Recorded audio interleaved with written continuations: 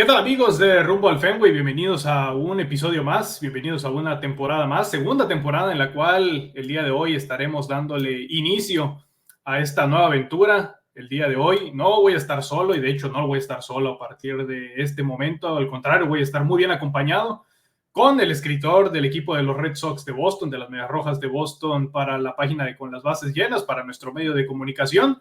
Y el día de hoy me va a estar acompañando, como ya dije, de hoy en adelante, Vicente Vázquez. Vicente, ¿cómo estás? Muy buenos días, hermano. Ricardo, buenos días para ti también. Muy buen día para todas las personas que nos están viendo, que nos están escuchando.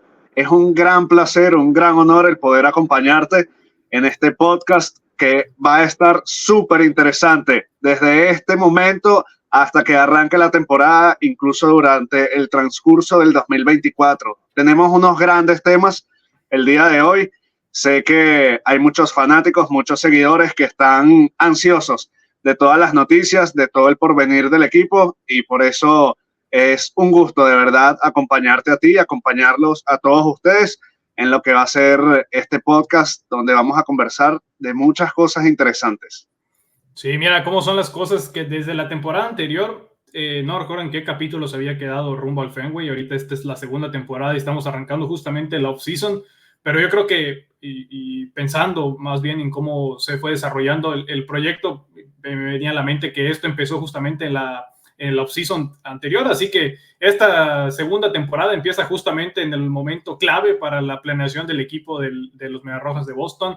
Hace un año platicaba aquí en el podcast acerca de las decisiones de Kane Bloom. Ya no está más Kane Bloom, ahora está Craig Peslow tomando las decisiones del equipo de manera operativa, de manera deportiva. Y el día de hoy tenemos temas bastante interesantes, Vicente. El primero de ellos es que el equipo de los Red Sox ya dio un paso hacia el frente para esta temporada, para el inicio de esta temporada, y ya tienen a su primer refuerzo de cara a lo que va a ser la temporada 2024. Se trata nada más y nada menos de Tyler O'Neill, jardinero del equipo de los Cardenales de San Luis por varios años, canadiense de nacimiento, y me parece que también es una pieza bastante interesante. Yo sé que sigues al equipo de los Red Sox prácticamente toda la temporada 2023, así lo estuviste haciendo. Sé que también eres una persona que sigue al equipo ya desde hace varios años atrás. Yo te quería preguntar, ¿cómo ves la llegada de Tyler O'Neill, un pelotero que si bien tiene ciertas lesiones y que se perdió muchos juegos la temporada anterior, es alguien que en el 2021 conectó una cantidad de cuadrangulares considerable y que además está llamado a ser uno de los mejores peloteros de esta organización si vuelve a tomar evidentemente el nivel? Yo te quiero preguntar, Vicente, ¿cómo ves la llegada de Tyler O'Neill? Aquí vamos a poner justamente un video acerca del nuevo pelotero del equipo de los Red Sox. Sí, Ricardo, a ver, creo que es una incorporación que causa muchísima intriga, en especial porque sabemos que tan solo un par de horas antes, unos días antes, se había concretado el cambio por Alex Verdugo, que los Red Sox lo envían a los Yankees de Nueva York. Algo muy sorpresivo, aunque podemos decir que se veía venir su salida. Entonces, la llegada de Tyler O'Neill para muchos representa ese reemplazo. Sin embargo, debemos entender que Tyler O'Neill, al igual que Verdugo, es un jugador al que le queda un año de arbitraje, por lo que en caso de que los Red Sox quisieran amarrarlo, tendría que ser una vez que culmine el 2024, firmar un contrato. Sin embargo, ¿qué podemos esperar de él? Es un jugador, como tú muy bien lo dijiste, con excelente defensa, ganador de Guantes de Oro en la temporada 2020-2021. El 2021 precisamente estuvo en la lista de finalistas para el premio al MVP de la Liga Nacional. Así que hablar de todo este mérito que dio para el equipo de Cardenales es importante porque conectó más de 30 cuadrangulares, como muy bien ya lo dijimos, ganador del Guante de Oro. Entonces nos da a pensar que es un jugador que puede ofrecer muchísimo poder, pero a la vez una defensa muy solvente. Y de acuerdo a los reportes de los periodistas que cubren las incidencias de los Red Sox de Boston en Estados Unidos, la visión en esta primera instancia es que Tyler O'Neill se va a poder rotar en cualquiera de las tres posiciones de los jardines, es decir, en el left, en el center y en el right. En un principio no estaría reemplazando a tiempo completo a Alex Verdugo, quien era el right field del equipo y uno de los mejores guantes, además de toda la Liga Nacional, sabemos, de toda la Liga Americana, disculpen, sabemos que estuvo en la terna de finalistas al guante de oro.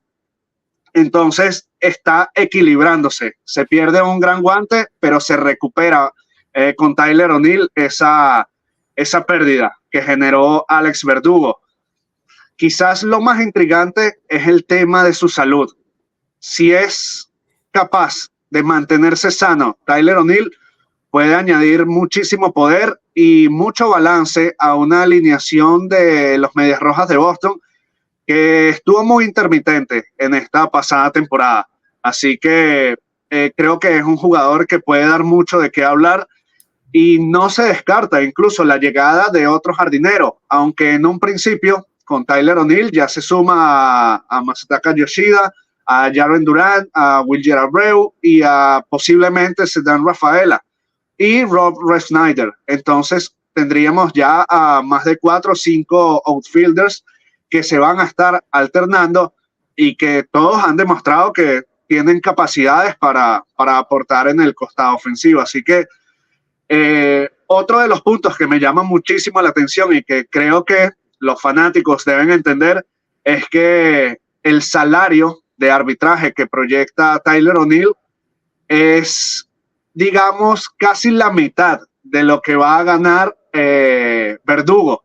Entonces se está ahorrando una cantidad considerable de dinero, aproximadamente unos $4 millones, que a Boston, por supuesto, le van a servir para firmar algún otro jugador, porque sabemos que están muy insistentes y están muy interesados en varios peloteros de la agencia libre. Sí, la verdad es que lo mencionas bastante bien, el tema de Tyler O'Neill, insisto, sí, y como bien decías también tú, si va a estar en el plan Tyler O'Neill 2021, yo creo que va a ser una de las mejores contrataciones que ha hecho el equipo de los Red Sox de Boston en las últimas 2-3 temporadas. Es un muchacho que en los pocos partidos de la temporada anterior, nada más para darle los numeritos de Tyler O'Neill, 9 cuadrangulares, 2.31 de promedio de bateo, quizás no es el promedio de bateo más llamativo de todas las grandes ligas, 21 carreras remolcadas, pero eso lo hizo en 238 turnos al bate, porque se perdió una gran cantidad de partidos. Terminó muy bien la temporada con el equipo de los Cardenales, de hecho en un par de días consecutivos terminó conectando cuadrangular. Yo creo que es un pelotero que si retoma la forma y por supuesto se cuida y se mantiene totalmente sano, en cualquiera de los jardines va a brillar. Yo creo que en el tema ahí del equipo de los Red Sox, la planeación, al menos por lo que se vislumbra, es tener un cuadro, ya sea de manera defensiva, mucho más completo de la temporada anterior. Es algo que ha hecho mucho énfasis Alex Cora. Yo creo que también el equipo de los Red Sox necesita una mucho mejor defensa en cuanto a los jardines. Se tenía Alex Verdugo, pero honestamente tanto jardín central como jardín izquierdo pues no te daban muchas garantías en cuanto a los peloteros que tenía. Jaren Duran todavía está en ese proceso de ir aprendiendo a jugar, sí que en grandes ligas, todavía no ha terminado a lo mejor ese desarrollo como lo ha hecho, por ejemplo, Triston Casas, que se tenían varias dudas acerca de él y terminó en la terna para ser el novato del año de la Liga Americana. Entonces son algunas cuestiones que habrá que checar con Tyler O'Neill. A mí me parece que por los jugadores que da el equipo de los Red Sox de Boston al equipo de los Cardenales de San Luis, se hace una muy buena negociación. Es un pelotero que todavía queda en este año para, como bien lo comentas, en el tema del arbitraje salarial. Entonces, yo creo que puede ser una muy buena contratación. En el caso del line-up, mira, he estado checando cómo lo estuvo manejando el equipo de los Cardenales de San Luis, cómo lo estuvo manejando también el equipo de Canadá en el Clásico Mundial de Béisbol. Entonces, yo creo que pueden ahí a tener a lo mejor un sexto, séptimo bate bastante interesante el equipo de los Medias Rojas de Boston. Habrá que ver cómo pueden a Masataka Yoshida también. Masataka Yoshida está llamado a ser a lo mejor el bateador designado de todos los días de este equipo, pero si la necesidad llama, muy probablemente lo veamos jugando también en el jardín izquierdo, que no es lo adecuado, pero si el equipo de los Red Sox lo necesita ahí, muy probablemente veamos al japonés en esa posición. Y en el tema de los $4 millones, Vicente, me llama mucho la atención. Sí, ciertamente se va Alex Verdugo al equipo de los Medias Rojas de Boston, se van al acérrimo rival y muy probablemente reforzando un área que el equipo de los Yankees no necesitaba, como era el del jardín derecho, porque ya tenían ahí en el caso de Aaron Judge. Pero el equipo de Boston se ahorra una cantidad importante de dinero que para esta organización, como se ha estado manejando en los últimos años, sabemos que esos 4 millones pueden ser determinantes para la compra de algún jugador, sobre todo de lanzadores abridores. Y yo te iba a preguntar qué posibilidades tiene el equipo de los Medias Rojas de Boston, siendo totalmente honestos, de quedarse con un Yoshinobu Yamamoto, quien está hoy sí que en boca de todos. El día de ayer se dio la contratación de Shohei Ohtani con el equipo de los Dodgers de Los Ángeles. Podemos decir que ya está inaugurada de manera oficial la agencia libre 2023-2024 de las grandes ligas, y el que queda, sí que después de Shohei Ohtani, es su compatriota Yoshinobu Yamamoto. Tiene posibilidades, Vicente, el equipo de los Red Sox, de quedarse con este pelotero, o qué tendría que hacer para quedarse, porque están tanto Yankees como el equipo de los Mets de Nueva York y por supuesto los mismos Dodgers de Los Ángeles en la cacería de este pelotero. Sí, sí, Ricardo, creo que has dado en uno de los puntos más importantes de esta agencia libre, por supuesto, sin quitar y sin desmeritar lo histórico de Shohei Ohtani, pero sabíamos que pocos equipos eran los que sinceramente tenían las posibilidades de firmarlo, y al final, de acuerdo a los reportes, todo se resumió a los Toronto Blue Jays y Dodgers de Los Ángeles, adicional a, bueno, su anterior equipo, los Angels. Pero el tema con Yamamoto es que parece que todos los días hay un favorito nuevo. No hay un claro ganador en lo que parece ser la puja por el que pudiese ser el mejor agente libre entre abridores de los últimos, no lo sé, 5 o 10 años. Creo que un lanzador de 25 años que llegue a la agencia libre de este calibre, cualquiera lo quiere. Y Boston, por supuesto, necesitado de un as tras, bueno, ya por supuesto varios años de Chris Sale lesionado. Durante un tiempo estuvo Rick Porcello, pero fue muy intermitente también a lo largo de su carrera con Boston. Entonces, yo creo que las posibilidades, por supuesto, están latentes. Como tú muy bien lo dices, es una carrera, es un maratón más que una carrera de sprint, porque ya se está hablando desde hace una semana, unos 10 días, de lo que pudiese ser el contrato, de quienes están interesados. Los Yankees se van a reunir con él, se reunieron con él, los Mets también. Boston está entre, al parecer, los finalistas a adquirir a Yamamoto, o por lo menos a hacer una oferta significativa que te habla ya ni siquiera de $200 millones, sino de alrededor de 300 millones.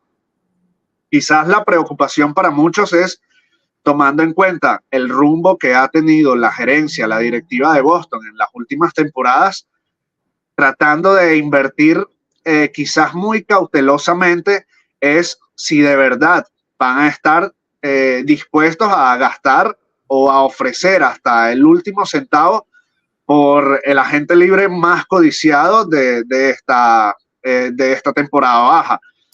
Yo quisiera creer de verdad que ellos están apostando todo y poniendo la carne al asador, como muchos dicen, porque el perder a Yamamoto en la agencia libre contra cualquier otro equipo va a representar un downgrade de una rotación que va a ser abismal.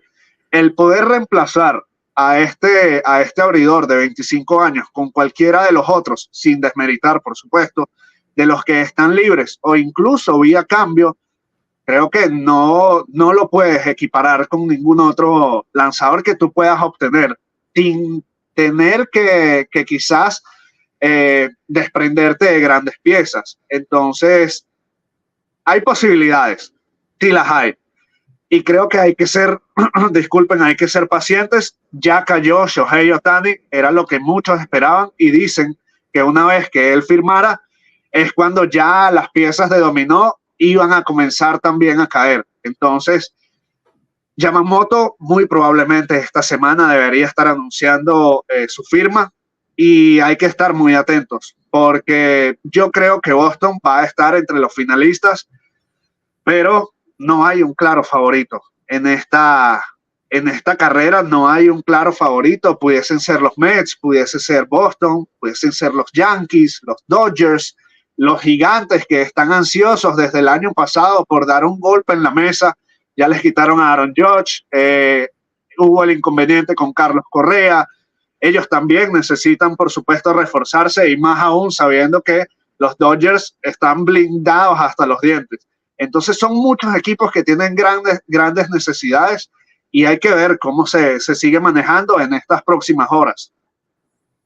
Sí, la verdad es que el mercado, digo, honestamente, han habido algunas firmas. Yo creo que la de Aaron Nola antes de la de Shohei Ohtani fue quizás la más llamativa en cuanto a tanto a lanzadores como jugadores de cuadro. Vamos a ver cómo empieza a comportarse el mercado a partir de los 700 millones que le han dado a Shohei Ohtani. Me parece que ese era el límite, ese era el cielo, o al menos el tope que algún jugador podría pedir, pero vamos a ver cómo los demás peloteros empiezan a comportarse también. Hace unos momentos firmó Will Smith con el equipo de los Reales de Kansas City, Andrew Chafin también, entonces empiezan a caer algunos jugadores clave para algunos equipos en posiciones muy en particular, sobre todo relevistas, al menos en las últimas horas.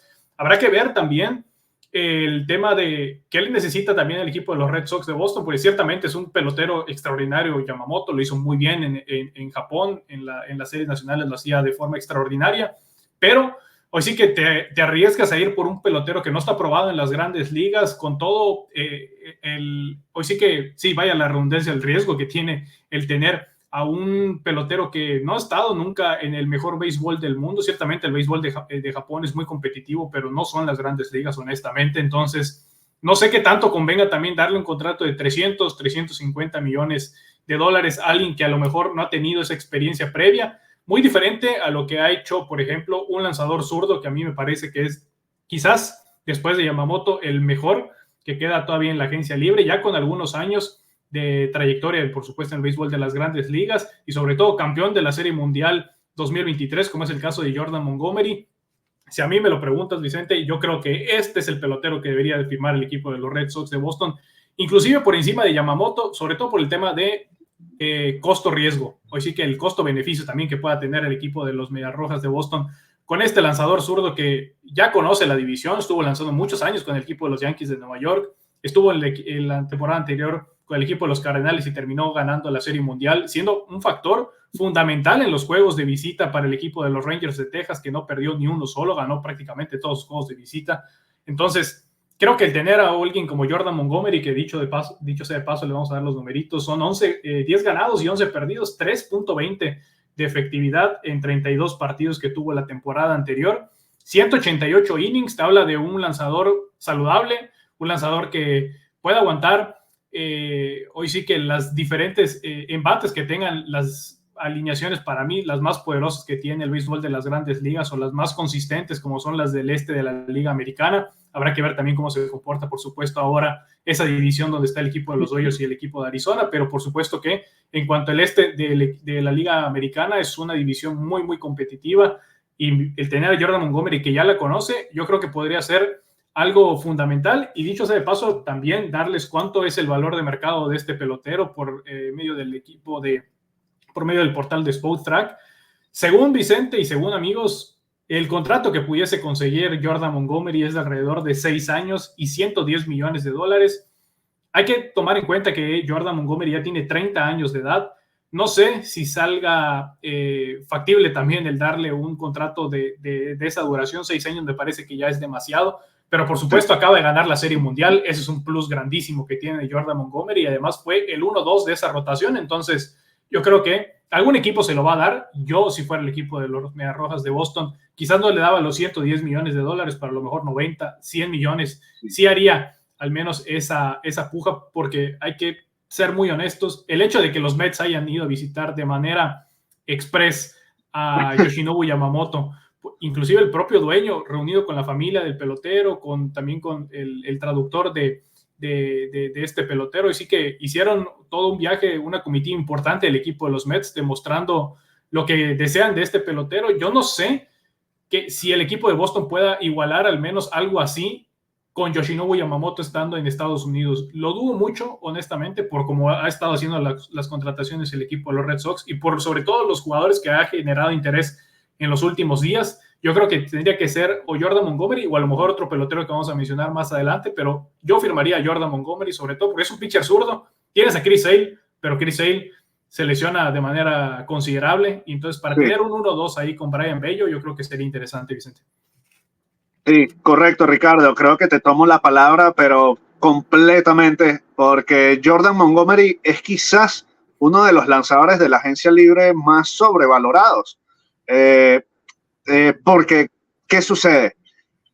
impresionó muchísimo estando con los Rangers de Texas. Esa rotación que estaba llamada a estar comandada en su momento por Jacob deGrom, tras su lesión, traen a Max Scherzer, que en medio de la postemporada se lesiona, no puede continuar, y estaban precisamente un exjugador de los Red Sox como Nathan Eovaldi, junto a Jordan Montgomery, son los que encabezan, pero de manera abismal, este equipo a una rotación que estuvo intratable prácticamente.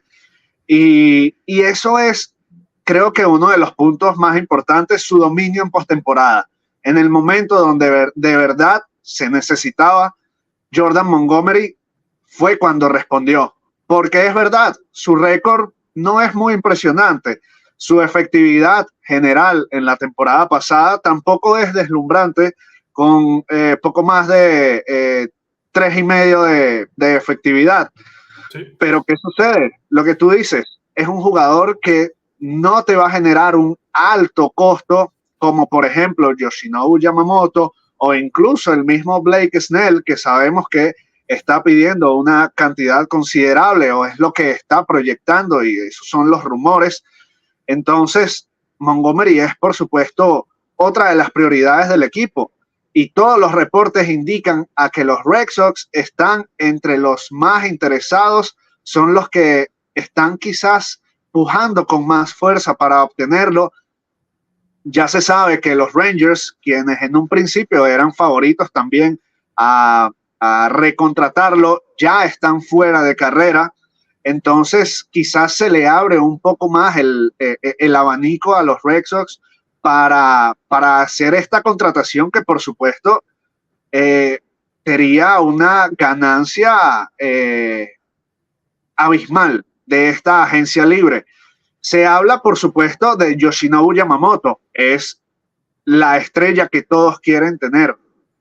Pero lo que tú dices, Ricardo, un contrato de Jordan Montgomery pudiese ser incluso 3 veces menos de lo que va a firmar Yoshinobu Yamamoto.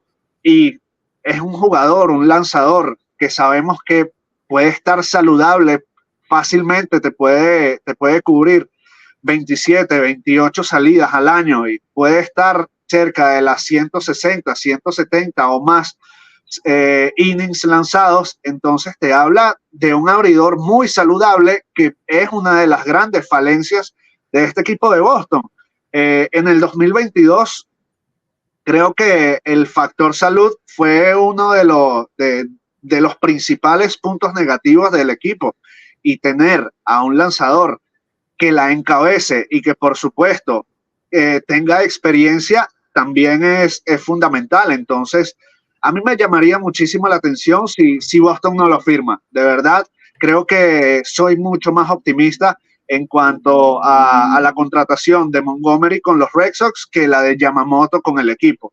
Entonces, ya nosotros vamos a ir viendo, porque creo que Montgomery es una prioridad. Ya eso está claro, que los Red Sox tienen una de sus grandes prioridades definidas con Jordan Montgomery, y el mismo Craig Breslow lo dijo hace un par de días, que van a explorar también el mercado de traspasos, Ricardo, y eso es algo que también va a estar en el ojo del huracán una vez que comiencen a firmar los grandes agentes libres. Sí, sobre todo cuando empiecen a depurar la lista, que dicho sea de paso, ya con el tema de Aaron Nola, que nadie se esperaba honestamente que fuera a firmar de nueva cuenta con el equipo de los Phillies de Filadelfia, fue algo muy sorpresivo. Aparte, en días de haber empezado la agencia libre, dio el paso. Yo creo que igual muy importante para él, muy bien planeado también por el equipo de los Phillies de Filadelfia, que me parece que son de lo mejor, al menos en las últimas off-season de los últimos 2 o 3 años, han hecho un muy buen trabajo. Alguien que ya estuvo también en el equipo de los Red Sox de Boston, como es Dombrowski. Entonces, ahora con Craig Breslow, vamos a ver, es la primera off-season que le toca. Yo creo que es un momento complicado para él, porque después de las decisiones que se tomaban con la antigua administración de Kane Bloom, que muchas personas, por supuesto, no estaban muy de acuerdo en el manejo del equipo, muy similar a lo que hacía el equipo de los Rays de Tampa Bay, con la diferencia de que aquí no funcionó, habrá funcionado en el 2021, pero después de eso fue un fracaso monumental, honestamente, hay que decirlo con todas sus letras. Lo que se hizo, al menos con el equipo de los Red Sox de Boston, de la mano de Kane Bloom en los últimos 2 años, en las últimas 2 temporadas. Y Vicente, en el caso del equipo de los Red Sox, tienen una chance, diría yo, una posibilidad también de firmar a otro lanzador que ha estado en boca de varios equipos, sobre todo peleando en equipos de la Liga Americana, en el caso de los Reales de Kansas City, como es el caso de Seth Lugo. Se ha hablado mucho de Seth Lugo, no sé si sea la pieza fundamental o la pieza clave que necesita el equipo de los Red Sox, pero mira, si va el equipo de los Red Sox por alguien como Jordan Montgomery y tienen todavía un poco de presupuesto, pues estamos hablando de que son $110 millones, y lo de Yamamoto muy probablemente serían 300, 330, 350. Si tienes la posibilidad de contratar a alguien como Jordan Montgomery, que serían 110, y un Seth Lugo, que en un momento más les menciono acá la cifra de cuánto está el valor de mercado de ese pelotero diestro, yo creo que serían 2 contrataciones interesantes, sobre todo por el tema de comprar innings. Algo que hizo muy bien el equipo de los Cardenales de San Luis en esta offseason, al menos de momento, ha sido contratar a 3 lanzadores que tienen un alto nivel de innings, que han lanzado muy bien en los últimos años, que no se han lesionado, que prácticamente han consumido arriba de 170 entradas, mismo caso que Jordan Montgomery, 188 entradas, y el equipo de los Cardenales terminó contratando a Sonny Gray, Kyle Gibson y Lance Lynn. Son 3 lanzadores que al menos ahí ya tienes quinta o sexta entrada garantizada por cada partido. Ya depende de cómo vayan a lanzar, esa es otra cosa, pero el tema de cuanto a los innings que pueda utilizar el manager Oliver Marmol para el equipo de los Cardenales de San Luis, a mí me parece que ahí ya baja un poco el uso del bullpen, algo que al equipo de Boston la temporada pasada le dolió muchísimo. Sí. Era ver a lo mejor a Tanner Houck 3 entradas empezando el partido, luego a lo mejor veías a Nick Pivetta 2 entradas y después lo sacaban. Entonces eran juegos de bullpen que no estaban programados y que evidentemente se fueron transformando en derrotas que terminaron haciendo que el equipo de los Red Sox terminara en ese último lugar, sobre todo porque uno como veía a lo mejor cómo iba jugando el equipo de los Yankees de Nueva York, te digo, comparándolo en algún momento sin Giancarlo Stanton, sin Aaron Judge, uno hubiese pensado que a lo mejor el equipo de los Red Sox tenía más posibilidades de quedar por encima del equipo de los Yankees. En algún momento así estuvieron por encima del equipo de los Yankees en cuarto lugar, pero me parece que ese tipo de partidos en donde la planeación a lo mejor no sale como uno desea por diferentes temas, sobre todo porque ya están los jugadores, ya te han demostrado en momentos anteriores que a lo mejor ya no están en ese nivel, como es el caso de Pivetta, que además terminó hoy sí que siendo parte del bullpen. Será muy interesante ver si se puede hacer la contratación de Jordan Montgomery, pero yo te iba a preguntar, Vicente, ¿cómo verías la contratación de Seth Lugo? ¿Tú crees que sería una pieza importante para este equipo? Digo, es el hecho de comprar también innings, hay que verlo de esa manera. No necesariamente tiene que ser el jugador más rimbombante, pero necesitas jugadores en puestos estratégicos y Seth Lugo podría ser muy bien un tercero o cuarto, quinto abridor muy bueno para esta organización del equipo de los Red Sox. De hecho, tiene muy buenos números, terminó con muy buenos números con el equipo de los Padres de San Diego, y desde el equipo desde lo que hacía con el equipo de los Mets de Nueva York en temporadas anteriores, se hablan muy buenas cosas de este lanzador. No sé qué piensas acerca de Seth Lugo mientras te ponemos acá justamente un video. Sí, Ricardo. Seth Lugo sabemos que no va a estar encabezando esta rotación en caso de que los Red Sox puedan contratarlo, pero debemos entender que Boston no está en la búsqueda, o quizás las posibilidades son muy pocas de sumar un primer y segundo abridor. Debemos entender que todo proyecta a que Brayan Bello sea el segundo abridor del equipo en 2024, por lo que sumar un lanzador que pueda estar en la tercera o cuarta posición de la rotación va a ser importante, y Seth Lugo encaja perfectamente en las necesidades de los Red Sox para el próximo año, porque tú muy bien lo dices, es un jugador que brilló muy bien con los Padres de San Diego, que sabemos que fue una de las mejores rotaciones de todas las grandes ligas, no solo de la Liga Nacional, por supuesto, en gran parte por la excelente campaña que tuvo Blake Snell, pero lo de Seth Lugo también es digno de resaltar. Y de acuerdo a los informes, los reportes, toda la información que ha estado volando, todos los rumores, todo parece indicar que él está buscando un contrato de 2-3 años y no va a costar, y corríjame si me equivoco, Ricardo, Lo mismo que un Jordan Montgomery, que pudiese proyectar unos 18, 20, 22 millones al año. Entonces, Seth Lugo quizás pudiese estar por los 14, 15 millones por temporada, quizás menos. Entonces, De hecho, Vicente, te interrumpo porque te voy a dar el dato para que justamente tengas esa referencia. Normalmente, digo, acá el portal Spotrac dice en el mercado de valor, o decir que cuánto costaría específicamente Seth Lugo por temporada. Estamos hablando de 9.8 millones de dólares, o muy probablemente a un contrato de 3 años y 29 millones de dólares. Yo creo que sería perfecto para el equipo de los Red Sox de Boston. Ni siquiera llega a los 30 millones de dólares, es decir, ni a 10 millones por temporada. O sí que con una muy buena temporada anterior, de hecho estaba checando acá los numeritos nada más para igual dárselos a la gente, 26 salidas, 8 ganados, 7 perdidos, 3.57 de efectividad, un WAR de 1.8, 140 ponches y 146 entradas. Ciertamente no son muchas entradas en comparación con Jordan Montgomery, pero hizo muy buen trabajo, 26 salidas, te habla de un muy buen lanzador. Sí, Ricardo, creo que das en el punto.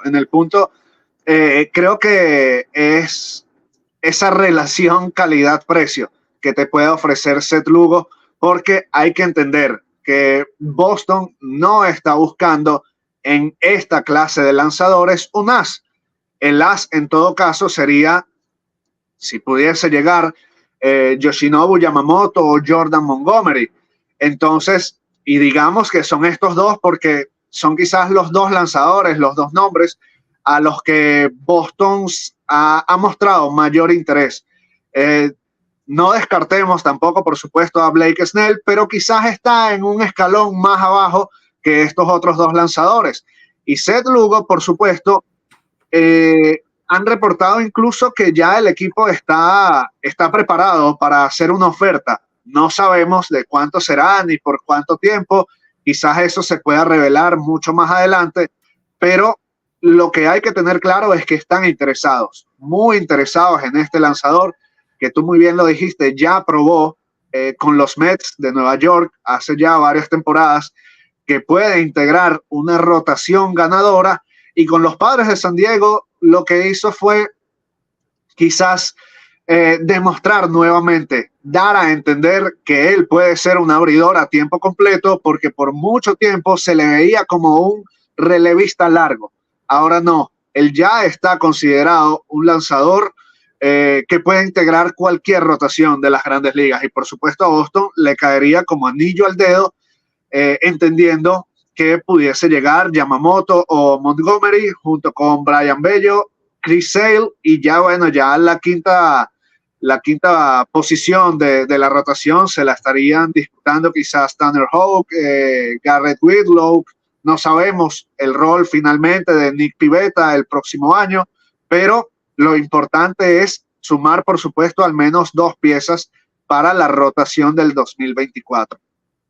Sí, ahorita checando más o menos el valor que tendría Blake Snell según el mismo portal de Spotrac, 23.9 millones por temporada, un contrato de 6 años y 143 millones de dólares.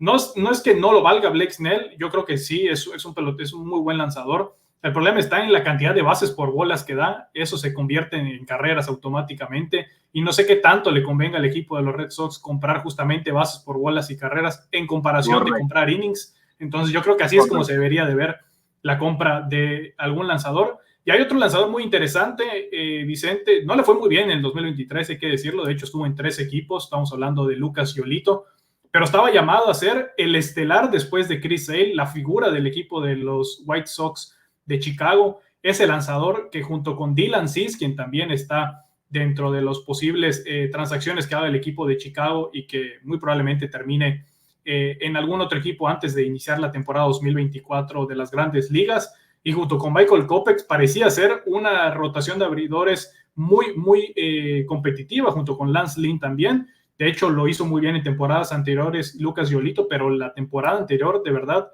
dejó mucho que desear. Es un pelotero que quizás eso le pueda beneficiar al equipo de los Red Sox de Boston, el precio que puedan pagar justamente por un lanzador así, porque hay que ser honesto, tiene una proyección de ser uno de los mejores lanzadores derechos de la Liga Americana. El problema está en que no se vio nada bien la temporada anterior, pero creo que también hay que ponerle el ojo a Lucas Giolito. Si alguno de los lanzadores que mencionamos en un momento hace un rato no se da justamente esa transacción que pueda completar el equipo de los Red Sox, pues ahí está Lucas Giolito, que evidentemente yo creo que de los que mencionamos, quizás el menos llamativo de todos, pero que al final de cuentas sigue siendo lanzador de grandes ligas, que sigue consumiendo innings. Yo creo que lo pondría a la altura más o menos de la compra de un Noah Syndergaard que hicieron la temporada anterior el equipo de los Guardianes. Entonces, mira, sería interesante ver a un Lucas Giolito, ojalá verlo de la manera en la que brilló en algún momento con el equipo de los White Sox, justamente cuando estaba Tony La Russa manejando el equipo 2021, o sea, 2020, 2021 más o menos, era el estelar de este equipo de los White Sox. Entonces, ¿por qué no pensar que a lo mejor podría tener un repunte? Situación similar más o menos a la de Tyler O'Neill, pero en este caso, pues tienes justamente 2 o 3 jugadores que sí están muy por encima del rendimiento esperado, lo que a lo mejor un aficionado de los Red Sox estaría esperando como contratación. ¿Qué te parecería, sí, Vicente, la contratación de Lucas Giolito? En un momento más de los numeritos, pero sí, yo creo que también es alguien que no podemos dejar de lado. Yo creo que es un muy buen lanzador, que no tuvo la temporada anterior quizás los mejores números, pero que todavía hay un porcentaje pequeño de fe en que pueda retomar el nivel que en algún momento mostró. Sí, sí, Ricardo, correcto. Creo que das en el clavo con Lucas Giolito, y es que debido a la pésima temporada del 2023, puede ser uno de los lanzadores vía cambio, que por supuesto los Red Sox puedan quizás obtener de manera más económica, sin tener que entregar mucho. Entonces, sabemos que hay muchos otros, porque se puede hablar también de otros lanzadores abridores como Corbin Burns, el mismo Dylan Cease, Shane Bieber también está por ahí, pero Lucas Giolito, si Boston lo llega a obtener para la temporada próxima, quizás no te ofrezca mucho riesgo, porque ya sabes o ya entiendes que tuvo un 2023 que no fue muy positivo, por lo que quizás no esperes tanto de él en 2024, pero debido a como tú muy bien lo dijiste, su historial como as de los White Sox, pudiese él repuntar en su carrera y sorprender. Entonces, quizás la ganancia sería aún mayor para los Red Sox, tomando en cuenta el riesgo, por supuesto, de firmar a este serpentinero. Entendemos, por supuesto, que quizás no es la situación idónea o el lanzador que muchos quisieran tener para Boston, entendiendo que ya hay un Chris Sale con riesgo de lesiones.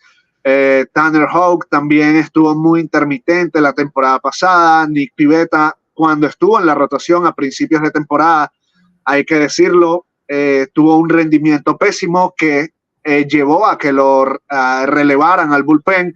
Entonces, quizás el sumar otra pieza a tu rotación que no te garantice mucho, ¿quién quita que no sea el movimiento correcto? Sin embargo, hay que entender que este equipo de Boston para la próxima temporada no va a estar confeccionado para apuntar a la Serie Mundial de lleno. Eso hay que tenerlo muy claro. Este es un proyecto que se está construyendo nuevamente. Por supuesto, no se está iniciando de cero, ya tiene unos cimientos establecidos, pero esto es algo que va a tardar un par de años más. Entonces, el que Lucas Giolito le pueda ir mal la próxima temporada, o quizás no mal, pero regular, puede ser una ganancia también para los Red Sox, porque entonces te puede dar pie a que en 2025 él verdaderamente te pueda dar los resultados que tú necesitas. Entonces, el riesgo quizás está en que empeore, por supuesto, pero si él llega a dejar números quizás no iguales, pero un tanto similares a los de hace un par de temporadas, hace 3 años, por supuesto que a Boston le va a venir de maravilla.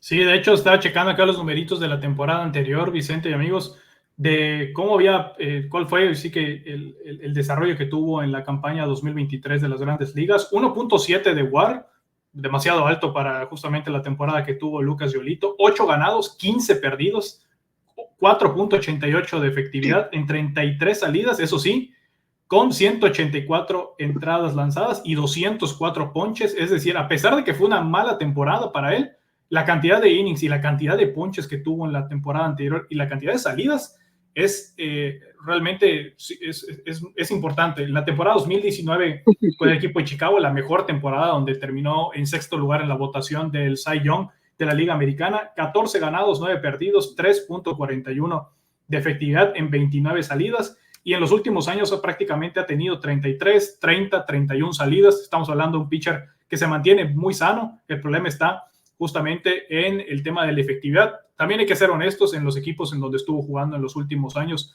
no son quizás los más ganadores de todas las grandes ligas, entonces eso también cuenta. Yo creo que con el equipo de los Red Sox todavía podría tener un poco más de posibilidad. De hecho, el propio portal acá de Baseball Reference menciona que las proyecciones del propio Lucas Giolito están entre 9 ganados y 11 perdidos. Es decir, todavía más victorias de lo que consiguió la temporada anterior, menos derrotas, es decir, un progreso significativo, mucha mejor efectividad, 4.66, y en el caso de los innings sí baja 168 innings, y en el caso de los ponches también 182, pero pues sí que baja en algunos aspectos en cuanto a las proyecciones, pero en el tema de ganados y perdidos se mejora notablemente, al igual que en el tema de la efectividad. Puede ser un muy buen jugador, como bien lo comentas, Vicente. Hoy sí que no pierdes nada quizás al firmarlo. De hecho, acá en cuanto al contrato que pudiese recibir, 11.8 millones por temporada, 4 años, 47 millones. Está por encima de lo que pediría un Seth Lugo. Yo me iría primero por Jordan Montgomery y por un Seth Lugo. Así que en ese par me manejaría si yo fuera Craig Peslow. Si hay la posibilidad de traer un tercero más, porque estamos de acuerdo que el quinto abridor del equipo de Boston es una incógnita en estos momentos, bien lo decías, puede ser Tanner Houck, Garrett Whitlock, puede ser también el propio Nick Pivetta. Entonces, pues ahí puedes tener a un Lucas Giolito que en el quinto en la rotación, y los quintos en la rotación casi siempre se enfrentan al primero de la rotación del otro equipo. Entonces, ya tienes a alguien que fue estelar en algún momento con el equipo de Chicago, no desconoce ese rol. Entonces, ¿por qué no tenerlo a lo mejor como quinto en el equipo de los Red Sox de Boston? Me parece que sería una contratación bastante interesante. Y Vicente, otro de los jugadores que ha estado en boca del equipo de los Red Sox de Boston, ya dejando a un lado el tema del picheo, justamente el tema de la segunda base. El equipo de Boston no tiene un segunda base definido en estos momentos. Tiene el tercera base en la persona de Rafael Devers, la primera base en Tristan Casas, el shortstop con Trevor Story, que hay que ver cómo igual juega esta temporada y cómo se mantenga saludable el pelotero del equipo de Boston. Pero en el caso de la segunda base es una incógnita.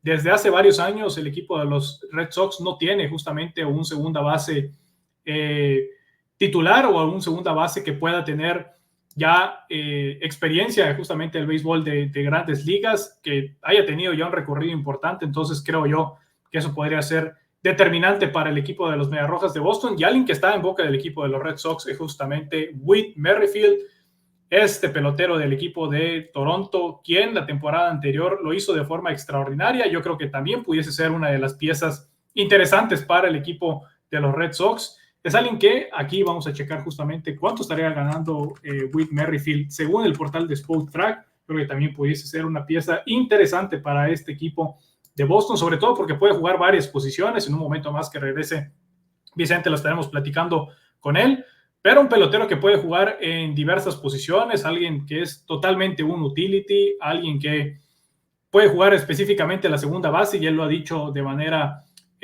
clara que él prefiere jugar justamente la segunda base en comparación en otras posiciones en las cuales ha desempeñado en el béisbol de las grandes ligas. Alguien que tiene muy buena defensa, ganado y también ya premios importantes en temas defensivos, y además ha estado en juegos de estrella, fue figura en hace unos años del equipo de los Royals de Kansas City, lo termina adquiriendo el equipo de Toronto Blue Jays y al final no le extienden ese contrato, no le dan ese beneficio para esta temporada, y creo que puede ser uno de los peloteros también muy interesantes que pudiese firmar este equipo de los Red Sox de Boston.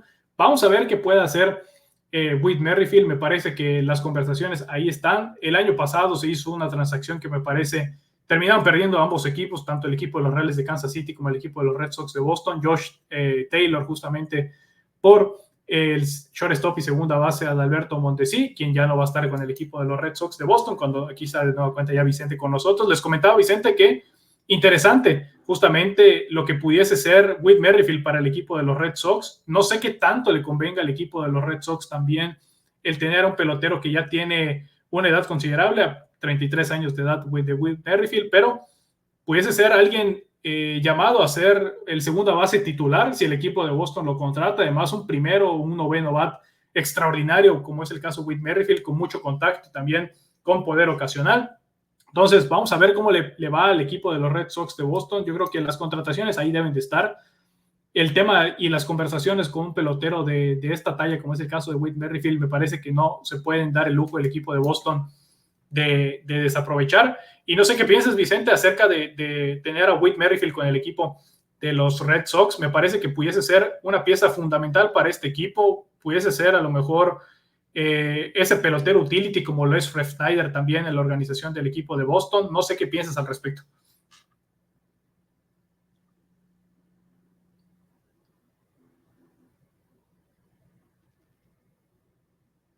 Bueno, en un momento regresamos justamente con Vicente, que está teniendo problemas ahí justamente de conexión, pero sí, a ver, de hecho vamos a checar acá cómo es el tema de Whit Merrifield.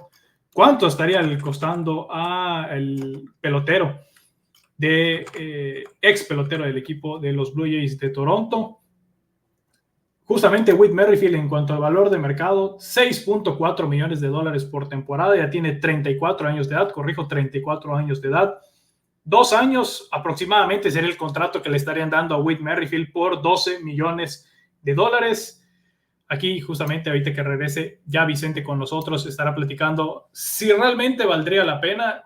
Son 12 millones por un pelotero que puede hacer muy bien las cosas. Desde Dustin Pedroia, hay que ser sinceros, no tienen un segunda base el equipo de los Red Sox de Boston de tamaño, y sí que con presencia. Quizás hace 2 temporadas con Trevor Story, quien inició en esa posición, teniendo a Sander Bogaerts todavía en las paradas cortas, era algo interesante que podía presentar el equipo de los Red Sox, pero desde la temporada anterior, haciendo diferentes pruebas ahí con Emmanuel Valdés. También estuvo en el caso de Pablo Reyes, que terminó jugando justamente el campo corto. Luis Urías ya en el final de la temporada, pero sí, es un caso interesante el de Whit Merrifield. Se ha hablado de él, que está justamente en la mira o en el radar del equipo de los Red Sox de Boston. Entonces, me parece que este jugador podría caber muy bien en esta organización. Tiene muy buenas piezas, es un jugador polifuncional, es alguien que sabe muy bien cómo se juega esa división, que conoce muy bien la liga americana y que, insisto, el tema de que pueda jugar diferentes posiciones, el hecho de que ya se ha probado en esa posición en la segunda base, que sea veloz, que el equipo de Boston no tiene un robador de base desde hace quién sabe cuántos años. Quizás desde Jacoby Ellsbury no tienen a alguien que pueda estar robe bases como lo puede hacer Whit Merrifield, que a pesar de la edad es un pelotero muy, muy rápido. Entonces, yo creo que sería algo bastante interesante. Parece que Vicente tiene problemas de conexión, así que hasta este punto vamos a dejar lo que es el podcast de Rumbo al Fenway en lo que es el primer episodio de la temporada número 2. Se les extrañaba estar acá ya en su casa con las bases llenas. Me parece que bastante tiempo había pasado desde que hicimos la última presentación aquí en cuanto a Rumbo al Fenway. Habían pasado ya varios capítulos que no habíamos estado con ustedes, pero aquí está justamente Vicente nueva cuenta con nosotros. Vicente, les estaba diciendo que damos para terminar ya el podcast. ¿Qué te parecería la contratación de Whit Merrifield con el equipo de los Red Sox de Boston? Ya nada más para despedirnos aquí de la gente. Se habla mucho de este pelotero, se habla mucho de la posibilidad que tendría para llegar con el equipo de los Red Sox en esta campaña, y sobre todo lo que le puede beneficiar al equipo de los Red Sox el tener un pelotero como él. Sí, Ricardo, Whit Merrifield es quizás uno de los jugadores que más le interesa a esta gerencia de los Red Sox, porque se ha hablado durante toda la offseason de mejorar considerablemente la defensa, y comenzando por tu línea central del infield. Sabemos que en las paradas cortas va a estar Trevor Story, y necesita un compañero en la segunda base que pueda ser muy solvente y que ayude a que esta defensa también sea garante de que los pitchers puedan llegar más lejos, puedan extenderse más en sus salidas. Entonces, creo que la defensa es la principal carta de presentación de Whit Merrifield. Ya no es ese jugador de los Royals de Kansas City de hace 4 o 5 años que era quizás uno de los bateadores más temidos porque te podía fácilmente conectar 2, 3 imparables por juego, pero sigue teniendo muy buena velocidad, sigue siendo muy solvente defensivamente, es muy versátil, por lo que no solo puede cubrir la segunda base, tiene ya desde la temporada pasada jugando, podemos decir que a tiempo completo en los jardines, estuvo con Toronto Blue Jays y es un jugador de bastante experiencia. Así que la segunda base yo creo que se va a reforzar y todo parece indicar a que va a ser Whit Merrifield el que va a tomar esa posición para Boston en 2024. Sí, un pelotero de verdad muy interesante. Les decía acá justamente a las personas que nos están haciendo el favor de vernos, alrededor de 12 millones el contrato que estaría buscando Whit Merrifield por 2 años. Me parece que pudiese ser una pieza fundamental, sobre todo de lo más llamativo que hay en cuanto a agentes libres, específicamente en la segunda base. Sabemos que puede jugar también prácticamente todas las posiciones del cuadro, salvo pitcher y catcher. Lo ha hecho de manera extraordinaria. Whit Merrifield es muy, muy completo, pero sí hace falta un segunda base. Yo creo que con Luis Urias, al menos en los últimos partidos del 2023, lo hizo de manera extraordinaria. Justamente Luis Urias ya va a estar con el equipo de los Marineros de Seattle, pero sí hace falta reforzar justamente esa posición. Vicente, algo para despedirte justamente del primer episodio de la segunda temporada aquí de Rumbo al Fenway, algo que le quieras decir también a los aficionados del equipo de los Red Sox, justamente invitarlos a que se queden viendo el contenido de nosotros aquí Con las Bases Llenas, en Qué Pasa MLB, y justamente esto lo estarán viendo también en el portal de las mayores del equipo de los Red Sox de Boston. Pero un mensaje que quieras dar, Vicente, lo que es el primer episodio, y sí que primer episodio en el que estás, y de aquí en adelante vamos a estar grabando justamente este podcast para darles a conocer todo lo que tenga que ver con el equipo de los Red Sox de Boston, últimas noticias, transacciones, resultados, hoy sí que inclusive análisis de los partidos conforme se vaya desarrollando la temporada. Pero Vicente, te dejo para que te despidas y ya después me despido yo. Sí, Ricardo. Bueno, como lo dije al comienzo de este episodio, de verdad que estoy muy, muy, muy agradecido, por supuesto, con todo el equipo de Con las Bases Llenas, con Alfred, porque es una gran oportunidad el poder estar con todos ustedes en este podcast de Medias Rojas de Boston. Y quizás el mensaje para todos los seguidores es que tengan un poquito de calma. Es que los tiempos para este equipo, para esta organización van a mejorar. Ya van un par de temporadas en las que sabemos que los resultados han sido, pero es que ni siquiera los esperados, han estado muy por debajo de lo que debería ser esta organización. Y aunque, por supuesto, debido a esos malos resultados, están muy ansiosos de que quizás se vean incorporaciones que ayuden o inviten a pensar en que el rumbo se va a enderezar para la próxima temporada, solo les pedimos un poco de paciencia porque yo estoy seguro, Ricardo, no sé qué piensas tú, que el plantel, el roster de Boston para el 2024 va a dar mucho de qué hablar. Quizás puedan sorprender a más de uno en esa división de la Liga Americana. Así que solo falta esperar. Vamos a esperar y vamos a confiar en que esta nueva gerencia a cargo de Craig Breslow le va a dar el rumbo que tanto desean los seguidores de Boston al equipo. Hoy sí que bien lo comentas, Vicente, se respira un poco de aires de esperanza después de lo que pasó en la temporada anterior. Yo creo que no podría pasar nada peor que quedar en último lugar para el equipo de los Red Sox de Boston, así que la proyección es quedar por encima del último lugar. Yo creo que tiene muchas posibilidades el equipo de Boston de ser altamente competitivos en este 2024 y, por supuesto, invitarlos, como bien dice Vicente, tengan un poco de paciencia al equipo. Hoy sí que tenemos una gran comunidad, hay que decirlo, en el grupo de Facebook de nosotros, de Con las Bases Llenas, de las Medias Rojas de Boston. Sabemos y leemos prácticamente todos los comentarios ahí que ustedes nos dejan, tanto en las notas como en los videos, y sabemos que hay una expectativa muy alta de hacer grandes contrataciones. Ya el rival máximo y acérrimo rival ya lo hizo con la llegada de Juan Soto al equipo de los Yankees de Nueva York. Sabemos lo que ha hecho el equipo de los Dodgers con Shohei Ohtani, y muchas personas están esperando qué va a pasar con el equipo de los Red Sox. Yo creo que más allá de contrataciones tipo blockbuster o de estas grandes contrataciones, vamos a estar viendo unas contrataciones mucho más estratégicas y analíticas de parte de una persona que es muy inteligente, que se hablan muy buenas cosas de él, que hizo un trabajo extraordinario con Chicago, como es el caso de Craig Peslow con el equipo de los Cachorros. Entonces, denle tiempo a este equipo porque puede ser el inicio de algo muy bueno para esta organización. Hay que ver cómo igual se van alineando una que otra pieza que tiene ahí en el tendedero el equipo de los Red Sox de Boston, justamente con temas pendientes que por analizar.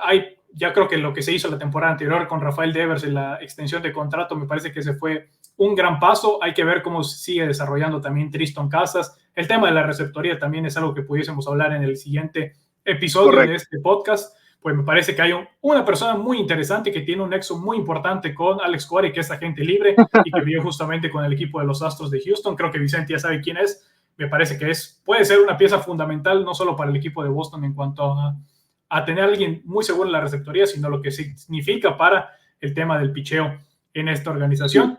Pero sí, darles las gracias, por supuesto, de tomarse el tiempo de ver este podcast, de ver este primer episodio de la segunda temporada, e invitarlos a que sigan viendo el contenido de nosotros aquí en el canal. Y espérenlo la siguiente semana. Esto se va a estar publicando el día lunes. Ustedes lo van a estar viendo el día lunes de cada semana. Así que vamos a tratar de traerles la mejor información que vayamos recopilando prácticamente de lunes a sábado para justamente hacer este video y que ustedes lo puedan disfrutar empezando nada más la semana de hoy sí que rumbo al Fenway. Que tengan un excelente día, tarde o noche. Bye bye. Cuídate, Ricardo. Cuídense todos. Cuídate, Vicente.